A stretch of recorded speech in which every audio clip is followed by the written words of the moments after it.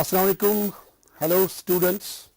I welcome you again, and today our class will be on a poem in class 12th, and I'll be discussing one of the most important, rather a challenging poem in class 12th, and it's after apple picking.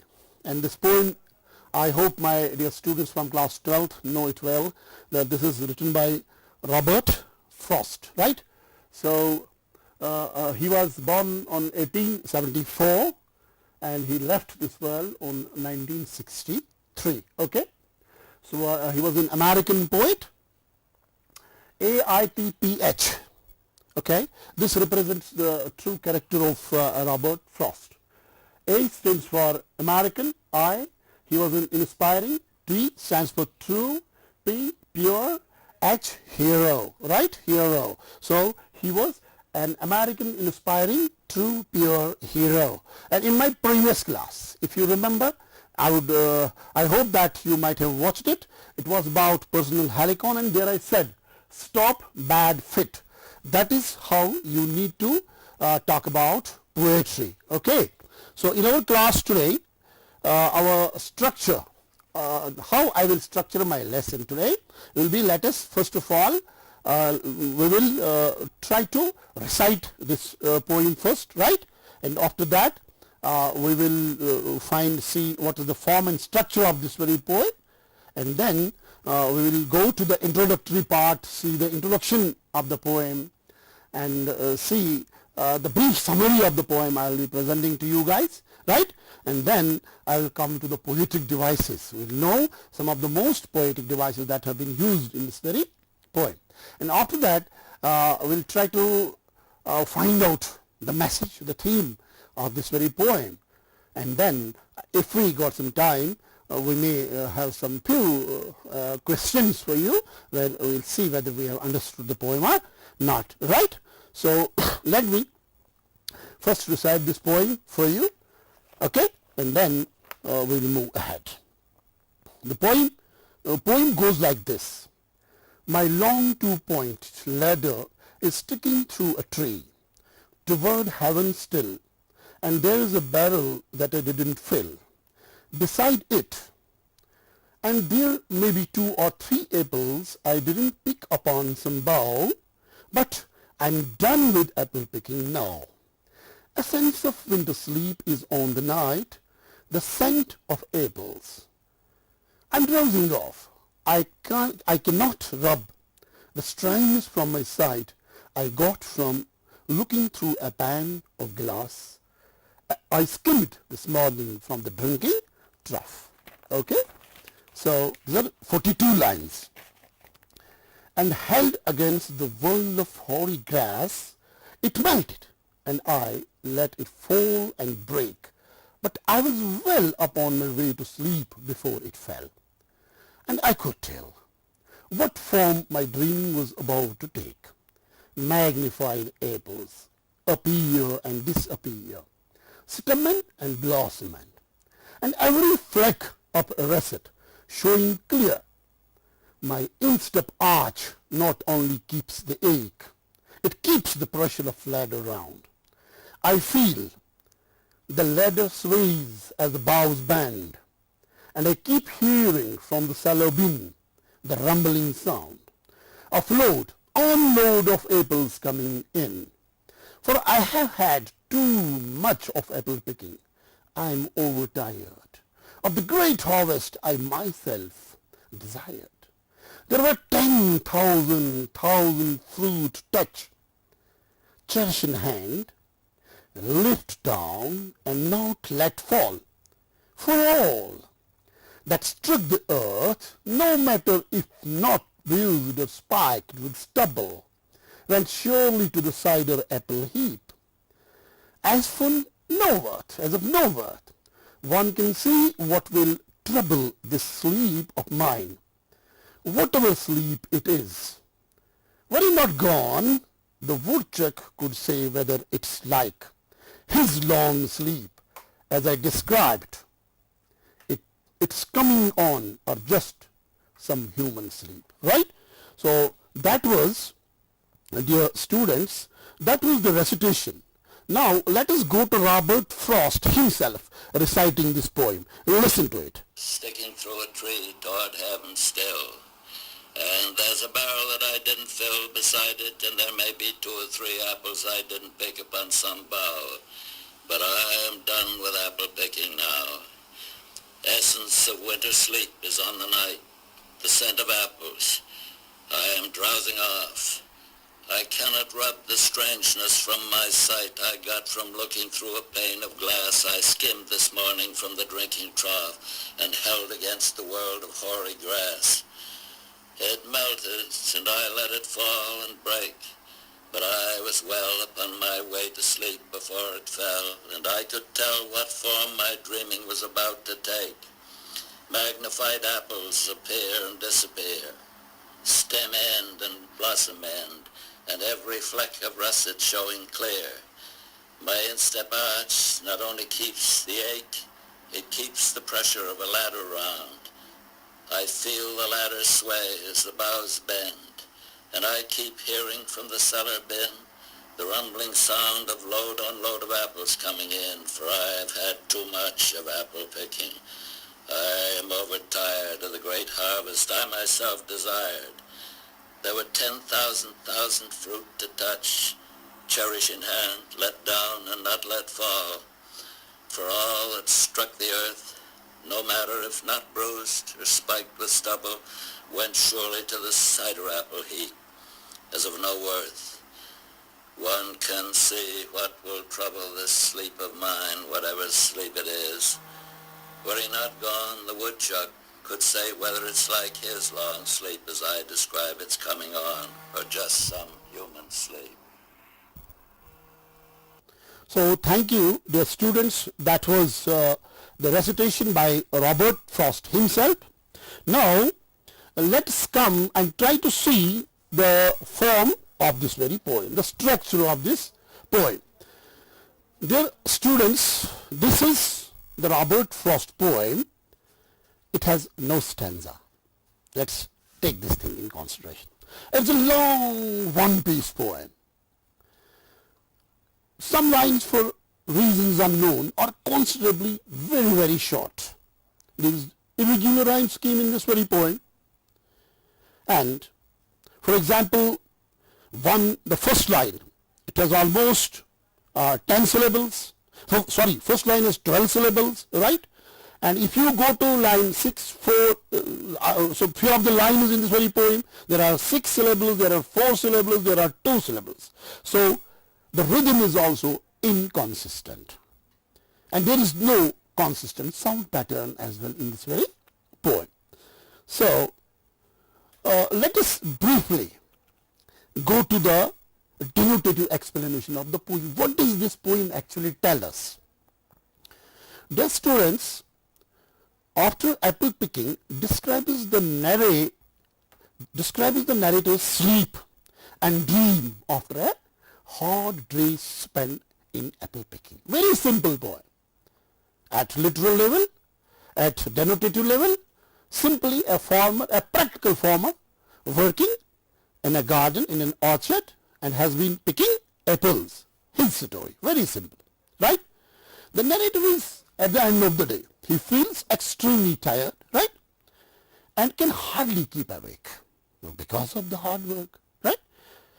Though there is a barrel still left unfulfilled, right? There is a barrel still left unfulfilled. He has not filled the whole barrel. Few of the apples are also on the tree. They have not been picked. But he knows that he has gathered a lot of apples, a number of them, and the cellar bin has been filled, the storehouse of the apples, that is almost now jam-packed, right? Now he is feeling that winter sleep. He is feeling sleepy. He is feeling as if, no, I must stop this job now. And some thoughts are approaching, and these thoughts are just guiding him that, okay, you should go for rest now, take rest, right? He is quite certain that in the sleep he will be having dream. And what will be the dream? He will see only apples in the dream. And what else he dreams that his feet is aching because he has been spending a lot of hours on the ladder while working. And he has also been very careful while picking the apples, handling the apples.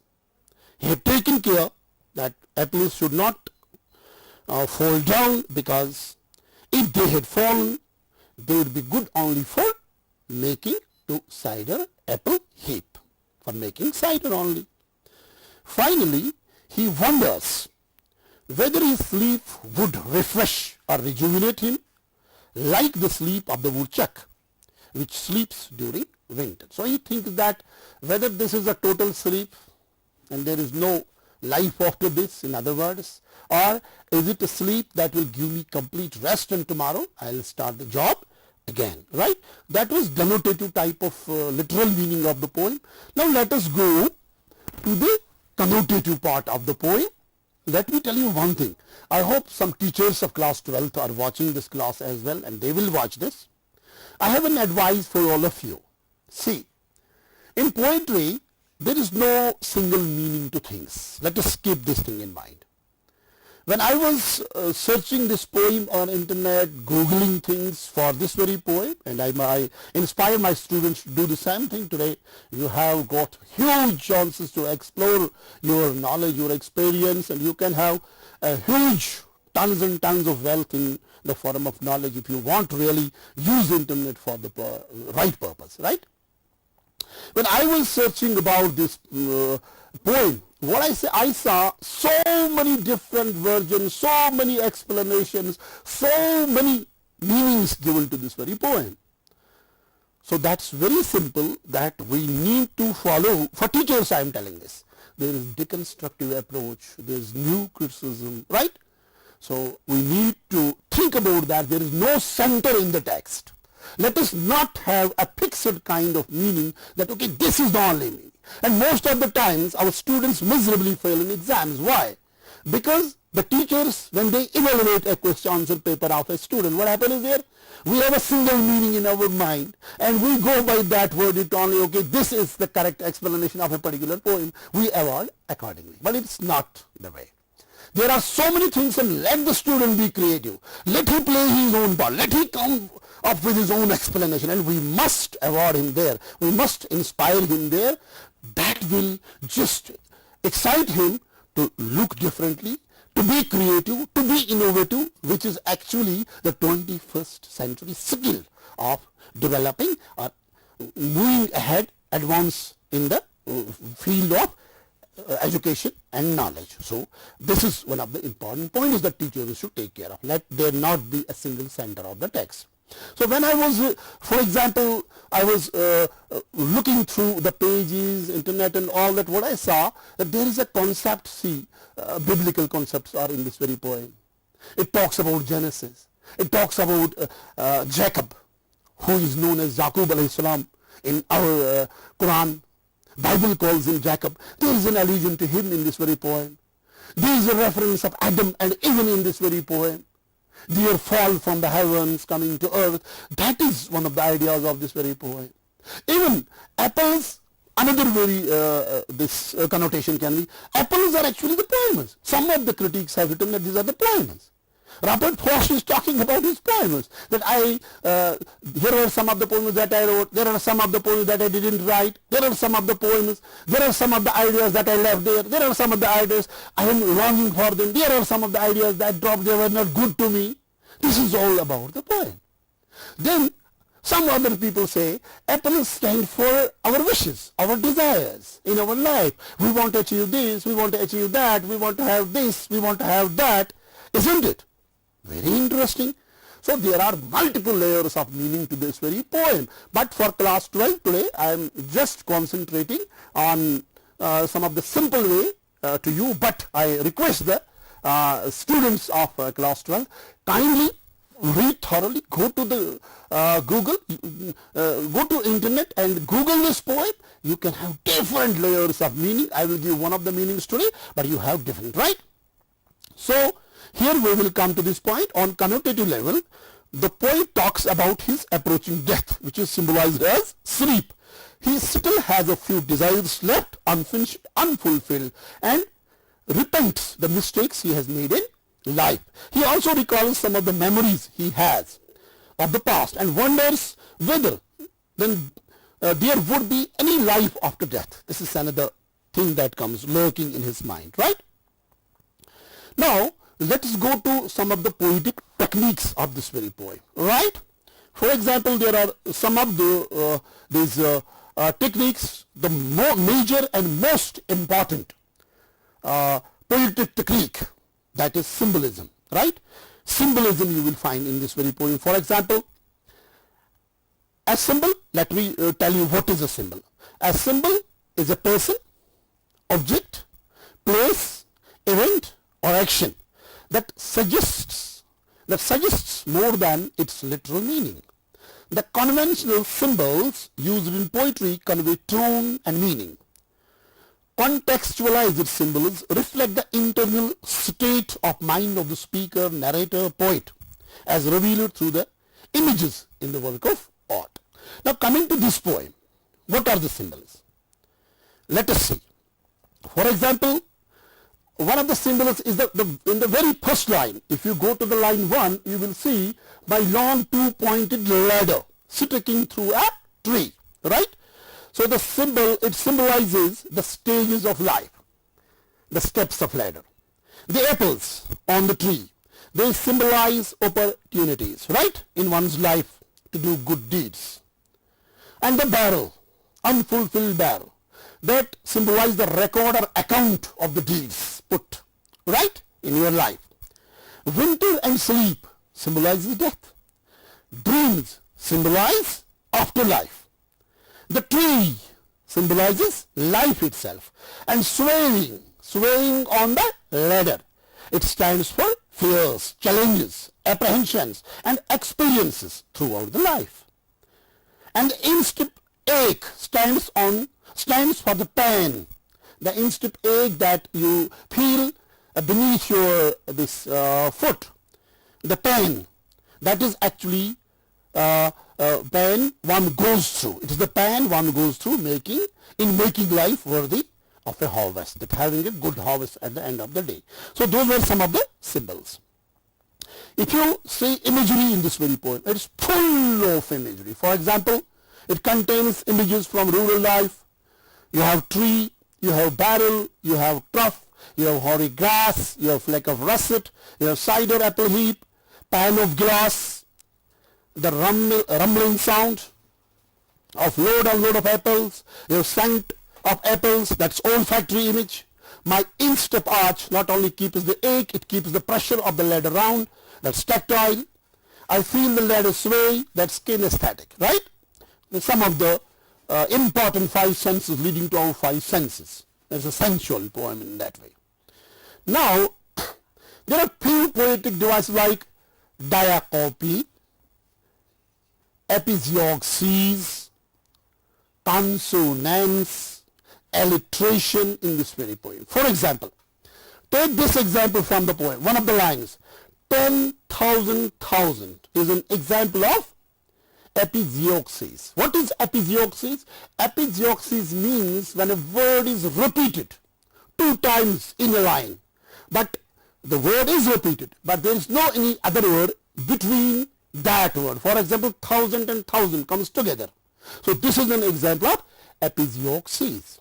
And 1,000, you also know, I am damn sure about that it is a, yes, hyperbole also. 1,000 and 1,000 apples, it is hyperbolic statement as well. But it is episiogsis because the words are together, the same word has been repeated together.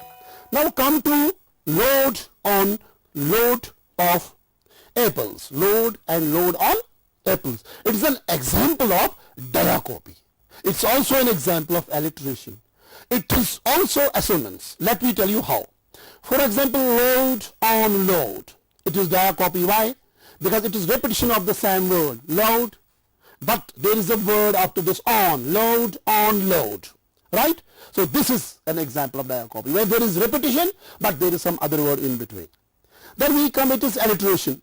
How is it alliteration? Load on load. The lo sound in first load and the load sound on the second word. So lo, two consonants in the beginning are repeated, which is actually an example of alliteration. Now come to assonance.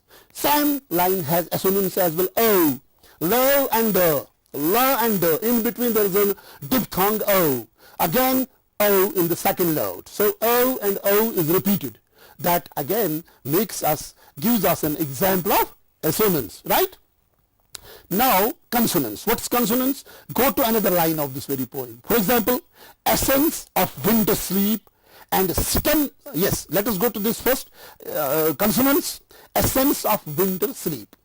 Now see, in essence there is say sound in the middle, right?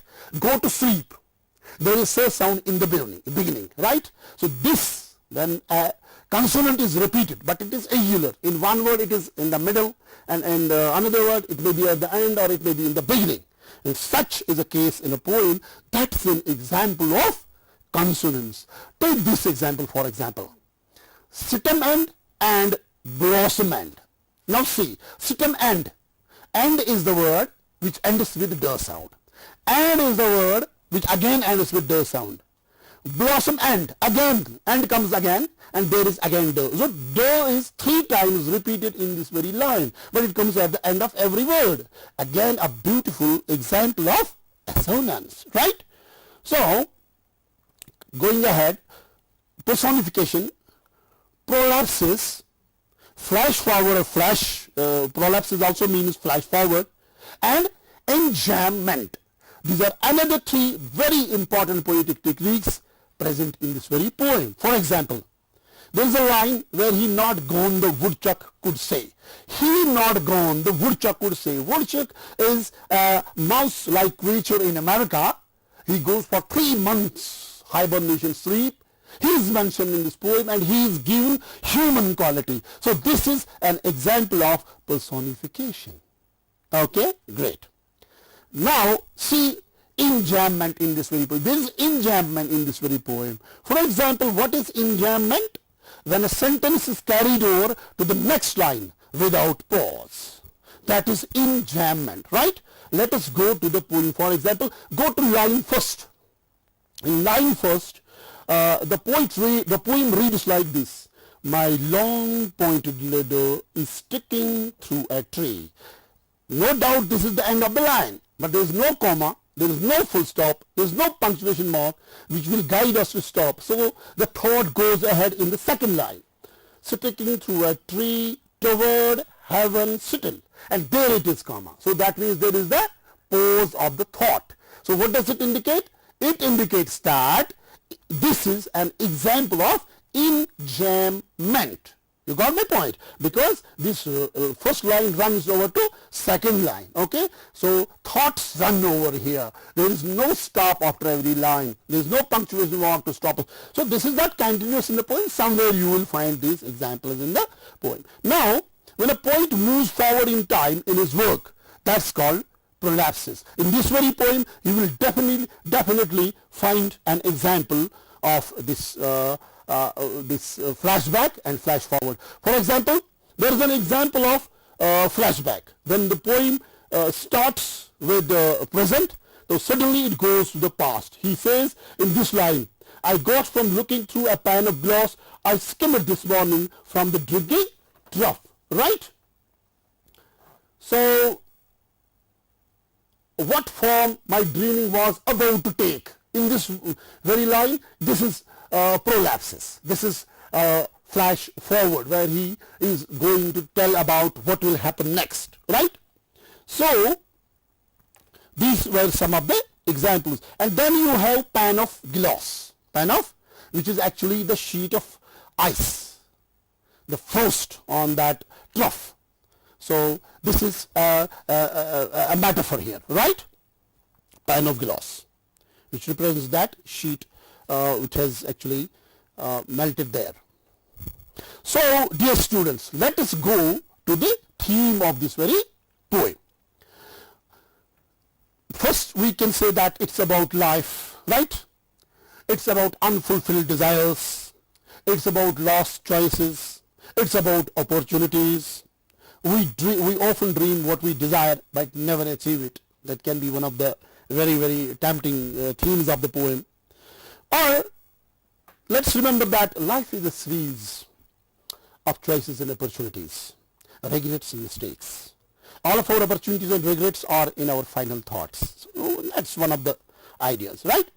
So dear students, this was the theme, and I hope that these all poetic devices, the theme, the explanation, denotative and connotative explanation of the poem will definitely help you to prepare better for your upcoming exams. Stay back at home, stay safe. Wish you best of luck. Thank you very much.